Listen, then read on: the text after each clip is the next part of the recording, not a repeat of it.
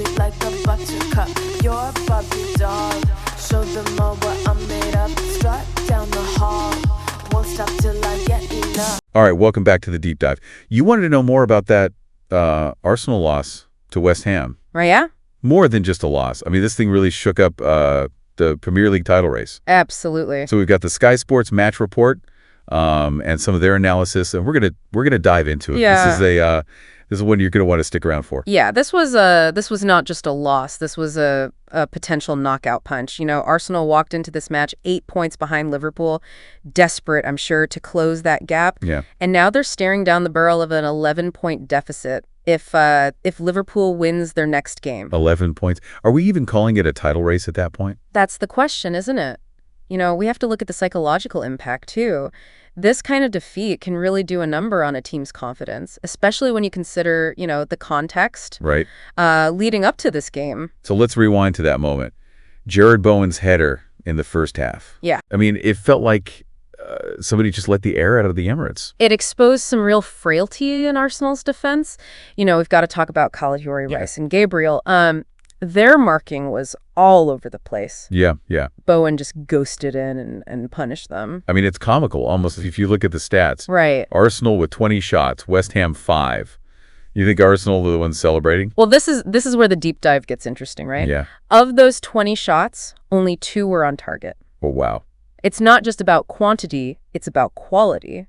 And West Ham were clinical. 1 shot on target, 1 goal. Sometimes that's all it takes to really kind of shift the momentum, I think. And we can't forget Arsenal missing some serious firepower up front. No Havertz, no Saka, no Martinelli, and no Jesus.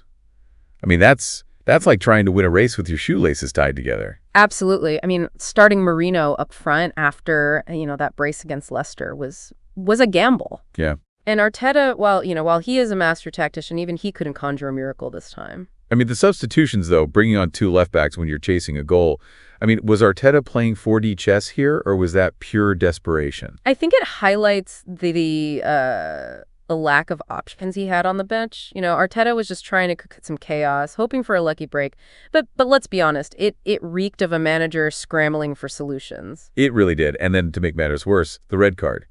Young Miles Lewis-Skelly sent off for a last-man foul. I was watching this with my brother, diehard Gooter, and he nearly threw the remote through the TV. Yeah, second red card of the season for Lewis-Skelly. Although, you know, the first one was rescinded. This one, no arguing. Kudus was through on goal. The keeper was stranded. You know, professional foul, but a costly one, no doubt. Yeah, down to 10 men. Title hopes fading fast. I mean, you do have to give credit to West Ham, though. Oh, absolutely. They were organized, disciplined, and they took their chance brilliantly. They were exceptional, especially under, you know, their new manager, Graham Potter.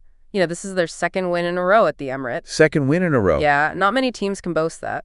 That's wild. West Ham, the Emirates Slayers. But wait, there's more, right? You dug up some crazy stat about Potter. Yeah, he's only the 2nd manager in Premier League history to beat Arsenal at the Emirates with 3 different clubs. Get out of here. He's got their number. But what's even more fascinating is how Potter has reinvigorated this West Ham side.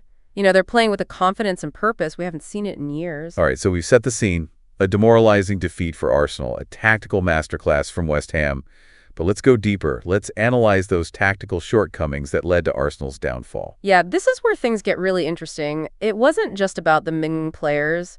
Arsenal's usual fluidity and creativity were completely stifled. Okay. West Ham did their homework. They pressed high, forced errors, and just neutralized Arsenal's passing game. Paul Merson, the Sky Sports commentator, he didn't mince words. He said, there's no way Arsenal can catch Liverpool. Is that a bit harsh? I mean, there's still 12 games left to play. Merson's known for his, bold statements, Yep. but I think he's on to something here. This wasn't just a bad day at the office for Arsenal. This was a systemic breakdown.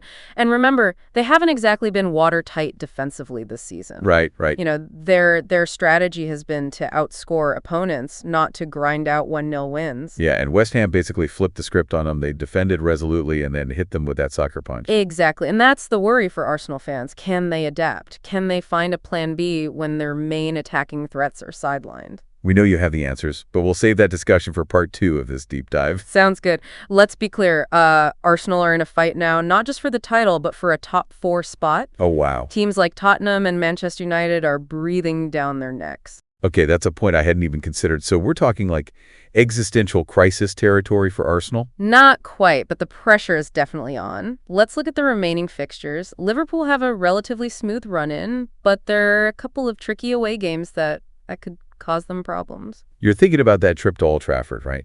Manchester United always seems to raise their game against the top sides. Exactly. And then there's the Merseyside derby against Everton. Form goes out the window in those matches. Oh, yeah. Anything can happen. So a glimmer of hope for Arsenal. Maybe Liverpool will drop points and the Gunners can claw their way back in. It's a long shot, but not impossible. Okay. Here's the thing, though. Arsenal can't afford to rely on other teams slipping up. They need to focus on what they can control, which is winning their remaining games. All right, so back to the basics. Yeah. And that starts with getting those key players back from injury. Absolutely. Arteta needs all hands on deck if they're going to salvage this season. Absolutely. But it's not just about personnel. Arteta needs to find a way to make this team more adaptable. They were completely outfoxed tactically by West Ham. You mentioned West Ham's high press and how they disrupted Arsenal's passing game. Can you break that down for us? What were they doing that was so effective? They basically choked the midfield. Declan Rice and Tomas Souček were like two sentinels. Wow. Shielding the back four and just closing down Arsenal's playmakers. It forced Arsenal to play long balls, which played right into West Ham's hands. And with no Saka or Martinelli to stretch the field, Arsenal were predictable and easy to contain. Exactly. West Ham knew they could focus on crowding the central areas and forcing Arsenal wide where they lacked any real threat. So it sounds like Arteta needs to come up with a plan B and fast. Any ideas? One option would be to switch to a back three, Okay. which would give them more defensive solidity and allow their wingbacks to push higher up the pitch. It would also give them an extra man in midfield to try and combat that West Ham press. Interesting. So we're talking about a tactical overhaul here. Potentially. Or he could go back to basics, focus on set pieces and try and grind out those 1-0 wins. Remember, Arsenal were incredibly efficient from set pieces earlier this season. Yeah. Maybe that's the key to unlocking their potential again. All right, let's talk about the elephant in the room, the mental side of things.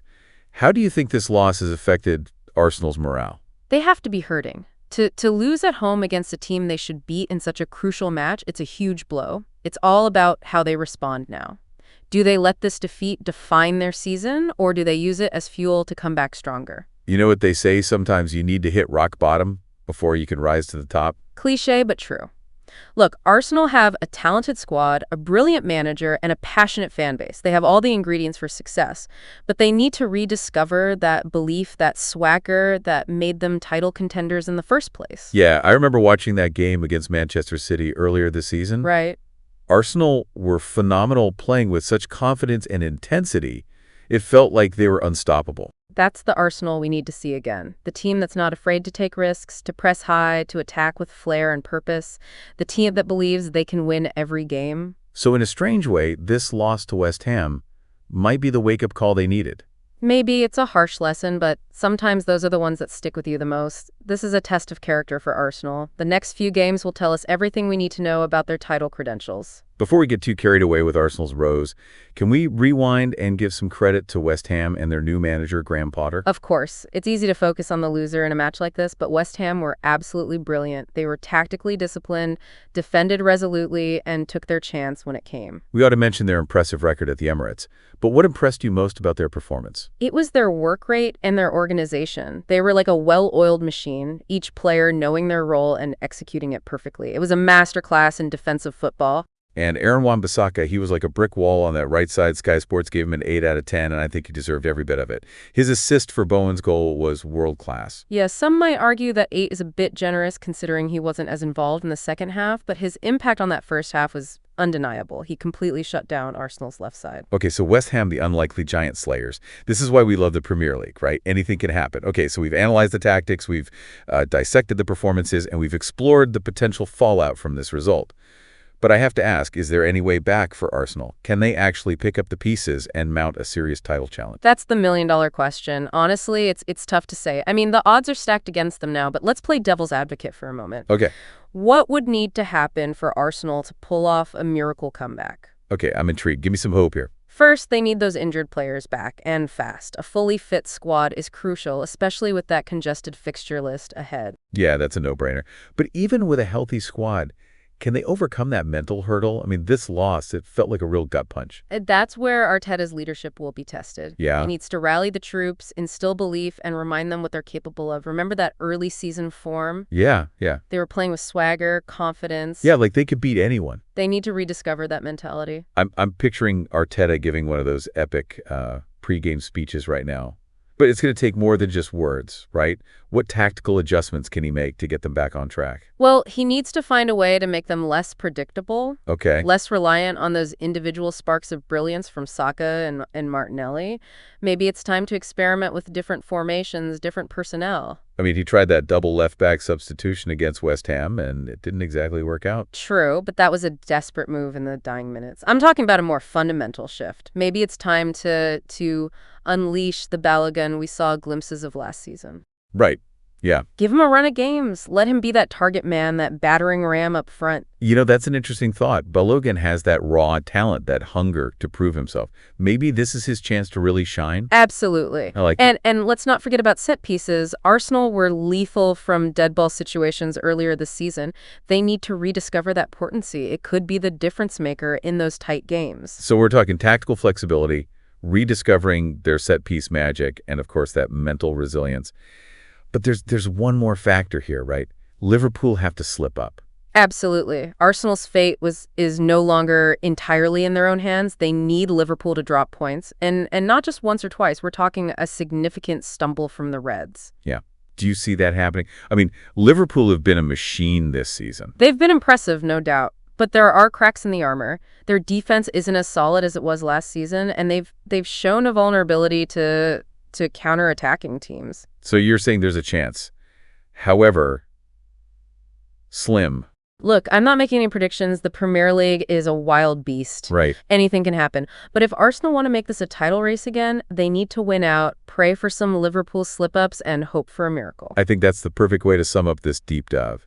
Arsenal's title hopes are hanging by a thread, but in football, as in life, never say never. It's going to be a fascinating final stretch of the season. Who knows what twists and turns await us? That's the beauty of it, right? The unpredictability, the drama, the passion is what keeps us coming back for more. Thanks for joining us on this roller coaster ride through the tactical intricacies and the emotional turmoil of Arsenal's shock defeat. Until next time, keep exploring, keep questioning, and most importantly, keep the faith. Sound the alarm. I'm coming up.